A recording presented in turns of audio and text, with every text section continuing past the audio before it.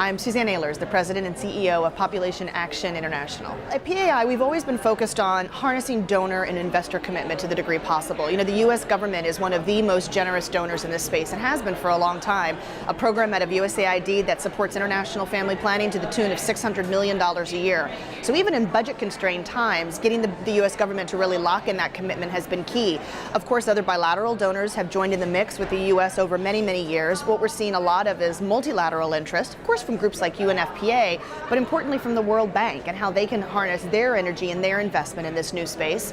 And then importantly, private foundations. I mean, the Bill and Melinda Gates Foundation, with their effort at the London Summit, which has turned into Family Planning 2020, FP 2020, a multi-sector partnership aimed at reducing the unmet need for contraception in the world. So it's really across a variety of actors and stakeholders and really throughout the world. I mean, there are certainly needs that are greater in places like Sub-Saharan Africa and South Asia, but even here in the United States, we've seen attacks on women's contraceptive access. And so we know that it's not just a developing world situation. One of the most interesting things we found in recent years is, as DevEx is probably well aware, there's a lot of pledges and commitments made. We're not always sure that those pledges and commitments are followed through on. And so a key piece that we're doing, both at the donor country level, but also at the recipient country level, is making sure when a government voices support for a Women and Girls Initiative, or they voice support for increasing women's access to contraception, that somebody is there on the ground making sure that commitment actually follows through. We have a budget line item for reproductive health in a national government's budget. Key, absolutely critical.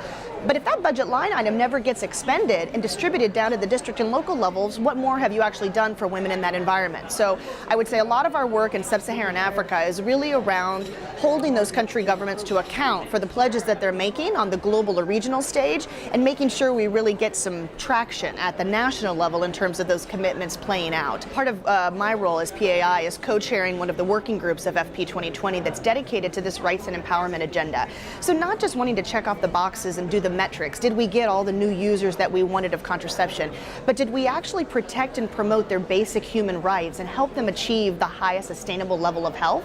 So that conversation around rights and empowerment is a really key pace to make sure that we don't repeat mistakes made in the past, that we're not so driven by pure delivery and pure numbers, but that in fact we're sort of putting a woman first and her human rights first and making sure that these needs are met as a part of that larger suite. So that conversation that's happening here in New York this week is really part and parcel of PAI's approach.